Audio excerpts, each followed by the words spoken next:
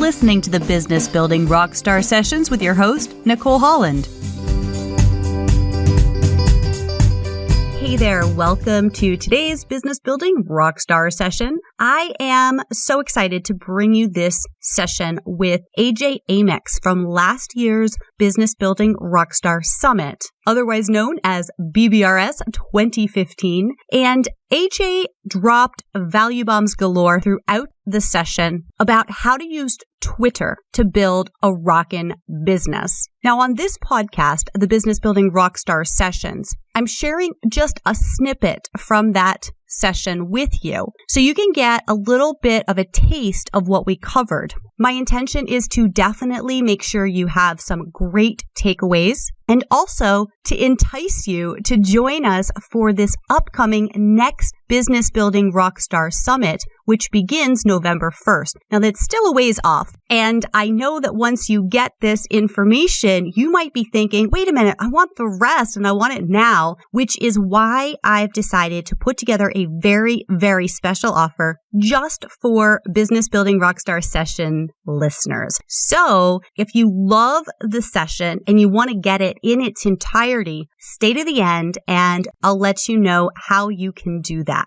Now, just some backstory about me and Twitter. If you have been to my Twitter profile, which is at Nick's the name, but that's Nick, N-I-C, and then Z or Z, T-H-E-N-A-M-E, then you may have noticed my Twitter is pretty active and I'm very engaged on Twitter. And it's actually these days my favorite social media platform for connecting and engaging with people and for meeting people. And I just love Twitter, but it wasn't always that way. This session with AJ was recorded just about a year ago. And up to that point, I was super resistant to Twitter. I was like, I don't understand it. I don't want anything to do with it. It seems narcissistic. I don't like it. I just really did not want to deal with it. And it was through this session that AJ sort of convinced me to stop my stories and open my eyes to Twitter with some different lenses. And I did. And after our session together, I asked him, can you help me get into Twitter? Like, try it out. Do you think it would be beneficial to me? And he said, yes, yes, yes. So I joined AJ's program called Tweet Like a Rockstar and learned so much about the fundamentals that I could put into practice right away. So over the past 10, 11 months, I have been developing my strategy further, cultivating a Twitter following, and now I have around 10,000 followers in my Twitter community, which is a pretty impressive feat for such a short period of time. And I have to say, I would not have done it without this session and AJ Amyx. So without further ado, here is AJ Amyx with Twitter Value. All right, AJ Amyx, welcome. I'm so excited to have you here with us today on the Business Building Rockstar Summit. We're going to talk about how to tweet like a rockstar. Sweet. I'm excited to talk about tweeting like a rock star. Kind of what I teach, so it's going to be fun. I'm excited to see what we get into, so I appreciate the invite. Fantastic. Let's just jump right in. When we talk about Twitter, we know it's a social media platform, but how is it different than Facebook or Instagram or anything else that's out there? Awesome. So I love this question because they get asked a lot of times. So there's like different cultures and different platforms. And this is kind of throughout all social media. So you cannot approach Facebook like you would Twitter, or Twitter like you would Instagram, or Instagram like you would Periscope or Snapchat, whatever. They all have their own cultures, right? So like if you think of the United States, we have our own culture. If you go to Romania, they have their own culture. And there's certain things that you do here in America, like look people in the eyes when you talk to them and smile, but do that in Romania, and that's a bad idea. Like people think you're flirting with them if you look in the eyes and smile at them. So once we become aware of that, then we can abide by the culture to ultimately have the impact that we want to create. So here's the dealio. So in Facebook, the culture is this almost very personal experience. What I mean by this is if you send a private message to somebody, or you send a friend request, or maybe you even go and post on their wall and you are not their friend, they're just like, who are you? Did we go to school together? No. delete, right? Like they're not going to accept your friend request. They're trying to figure out like who you are. They figure out you're some creeper or stalker. But on Twitter, it's completely different. It's like this open bar. Everybody's friendly or haters. Most of the people in my experience have been super friendly. I have yet really to have a hater, maybe one or two, but most of them are ridiculously friendly. And what I mean by that is if we walk into an offline traditional bar, like we're going up, we're going to go grab a beer, we're hanging out with their friends, we're hanging out with their family, whatever, and we go up and we're like, hey, I want 2 Shiners or whatever you order at the bar. And out, like back here, you hear somebody talking about Weimaraners, for instance, and you happen to own a Weimaraner. That's what I own.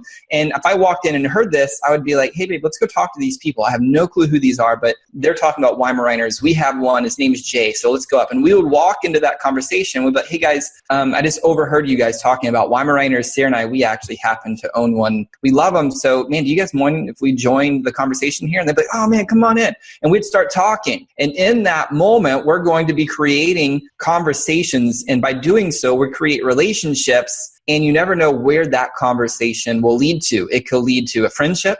It could lead to a referral partner. It could lead to a joint venture partnership. Maybe it leads to just them becoming a client. Like you don't know until you have the conversation. So that is ultimately the culture of Twitter. Like there's no barrier of entry into the conversations with your target market and with your referral partners. And that's what makes Twitter, I think, one of the most powerful platforms if used correctly. I really realized that there's an opportunity to build that relationship and to build it from a professional stance. Can you tell us a little bit more about that? You can harness the power of Twitter, which is allowing it to be the voice of your brand. So whatever your voice is, whatever your brand is, you can start then declaring that message to the world with video and images and also live streaming if you want to hop into the conversation of Periscope, but it's giving you a platform to ultimately declare your message. So therefore, your Twitter stream should be filled of nothing but engaging content that's adding value to your community. These become your sheep. You are the shepherd, and you want to then give them content that's going to help them grow their business. You're going to be tweeting out like, hey, this is what I'm doing. Hey, this is what's working for other people. You're going to be retweeting other influencers and saying, hey, this is what's working for them, or sharing their blog content, ultimately nourishing that flock of sheep so they can get the answer or get the solutions to the problem, which is how do I build my business? How do I get more traffic? And then your content is quick tips on that, how to do that. So they're like, oh, thank you, thank you, thank you, thank you. You are the expert. I can see you. And now when they have a problem, they're like, hey, man, who should I go to? Boom. They're coming to you because you're the one who's nourishing them and helping them have the solutions to those problems they're experiencing in their business. Awesome. And you mentioned tweet. Can we talk Twitter lingo for a moment? Yeah, sure. So if you're going to make, I guess, like a tweet, right? It's 140 characters. That's all the room that you have. And some people get frustrated by that because, most people want to be super verbose and they want to like share this long language. And it's like, guys, how can you cut out all of the fluff and get down to the real raw truth and then to share the necessities? And it's amazing how much language we actually use that we don't ever need to use. And if you learn to start using Twitter and tweeting multiple times a day, it's actually going to make you a better copywriter and ultimately, I think, even a better communicator because you can actually start speaking language and you start speaking in sound bites. So you're able to take these thoughts that take paragraphs and condense them into 140 characters and you're able to convey the same amount of information very quickly and efficiently. So a tweet is just 140 characters. If we look at a hashtag, what is a hashtag? So a hashtag is nothing but a £sign with a word.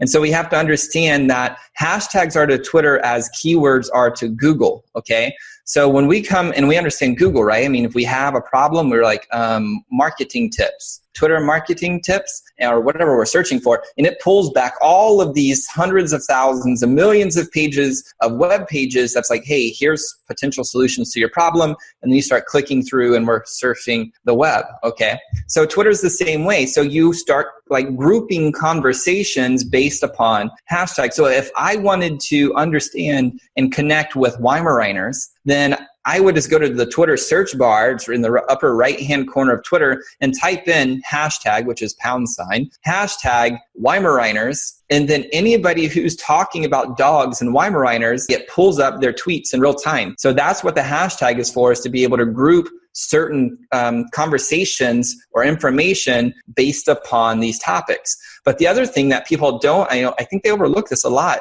is just what you type in Twitter is actually indexed within their search feature as well. So if you just type in keys to Twitter marketing, no hashtags, just keys to Twitter marketing with a link or whatever, when people just search in the search bar Twitter marketing, that tweet's going to be pulled because you have the word Twitter and marketing within the tweet. So therefore, Twitter is like, oh, you have the word Twitter marketing or any combination of Twitter marketing back into those search results. So that would be the hashtags, the retweet. Right? A retweet is nothing more than sharing your content. So if you, Nicole, if you tweeted something and I was following you and I'm like, ooh, I really like this. Maybe you tweet out the episode of the summit and I'm like, hey, this is great. I want to share this to my people because I was on this, right? Then I would just come and I would hit retweet, an RT, a retweet. And that is taking your content and sharing it to my people of almost 21,000 people. And it's telling my 21,000 people, hey guys, pay attention to this. Like it's posted my Twitter stream. They're all notified. They can see that. That would be the retweet. It's just like a share on Facebook, right? We're sharing it with our people. So a retweet is nothing more than sharing it with our people. A favorite is more like a Facebook like. It's just kind of like, I like this. It's not worthy of me to share, but I do like it. And so we are just favoriting it. We're like, yep, this is good. I'm paying attention. This is good. This is okay, but it's not worthy of me sharing it, but it is good enough for me to favorite it. If we look at an @ reply, that is nothing more than you responding to that person's status. So if I tweeted and I said something like, what is your favorite summit that you've ever been on? Or what is your favorite summit that you've ever listened to? That would be a question. Then people could reply and it would be like @AJ Amyx. My favorite summit was the Rockstar Business Summit, right? That was my favorite one. And I'm like, oh, awesome. And then I could reply to them. So it's just nothing more than us commenting essentially back and forth, but it's called an @reply on Twitter. So that's pretty much the basics that I can think of what you would need. The only other thing is you have the direct message. So on Facebook, we have private messages, right? They're private. Nobody else can see them. They're private. But on Twitter, you have direct messages. Same concept. They are private. They're not out for the world to see unless, you work for the NSA or something. Okay, cool. For somebody who's never tweeted before or who's maybe started tweeting, but they're having trouble building their community, how do they create tweets that are really valuable? So I look at the different types of tweets, right? So you could have like a quick tip. Just think of this in the general scheme of like, what information do I create and ultimately nourish my sheep with, right? So we all have messages. We all have the stance, okay? So once we know our message, once we know our stance, then we can start creating content that's going to attract the sheep that we need to ultimately put them into our following, our flock, and then be able to then continue creating content to then nourish our sheep. So we could do quick tips. And I mean, like, no matter what we're doing, like, hey, quick tip, guys, boom, drop in a very quick tip. We could do something like just inspirational quotes. We can go out online and look for inspirational quotes and share those and give the creators of those quotes, we can give them credit and tell them who created that quote. We could also share inspirational images. You could share motivational videos. You could also just do maybe a rant, right? If that would serve your brand, you could just do a rant.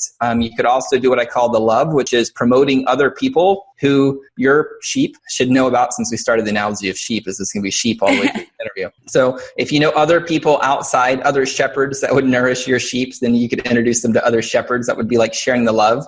And also what happens by doing this a lot of times is we invoke the law of reciprocity, meaning we're like, hey, guys, go check out this person. And we do this publicly, and this person that we're promoting, they're like, oh, man, this was so cool. They retweet it, maybe they favorite it, and then maybe down the future, they're like, hey, my sheep, you guys go check out AJ, go check out Nicole. So it's a great way just invoking the law of reciprocity. The only other thing is you can't like just do it to invoke the law of reciprocity. You want to do it because, number one, you're the shepherd, and you know that by your sheep, if they know this other shepherd, that ultimately it's going to nourish them. So that's why you're like, hey guys, pay attention to this. Make sure you're following this. Hey, if you need to know a web guy, make sure you're following Jan Co or I am Jan Co or something of that nature, right? So that would be kind of the idea of the love. Then you also have retweets. So you're retweeting the other content.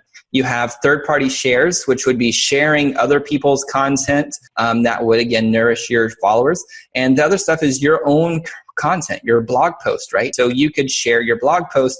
And the last thing that you could do here is maybe something funny, like if there's like a holiday of the day that you want to tap into, you could do that, or whatever's trending. So that would be like 10 or 11 different types of tweets that you could craft. But then the question becomes, well, how do you craft that? Which was the original thing of this whole conversation here today. And so how do you do that? And I remember a good friend of mine, Paul Blaze, he has a podcast called Doubt the Doubts and the Potter's Cast. and he grew it to over, multiple millions of downloads every single month. And he came up with this very simple formula that works really, really, really good in Twitter. And as you had the bait, you then have the bit.ly, and then you have, the last one was the boost, okay? So the bait is nothing more than a headline. So you have to start thinking through how can you craft really good headlines. So one of the things that I like to do when it comes into crafting really good headlines, especially if we're getting started, is when we're at the grocery store, where we're checking out, and usually on the left and the right-hand side of the aisles, there's these crazy magazines of tabloids, People Magazine, National Enquirer, whatever it's called, I don't even know. But they're usually like black and white and talk about aliens and UFOs and Godzillas and whatever.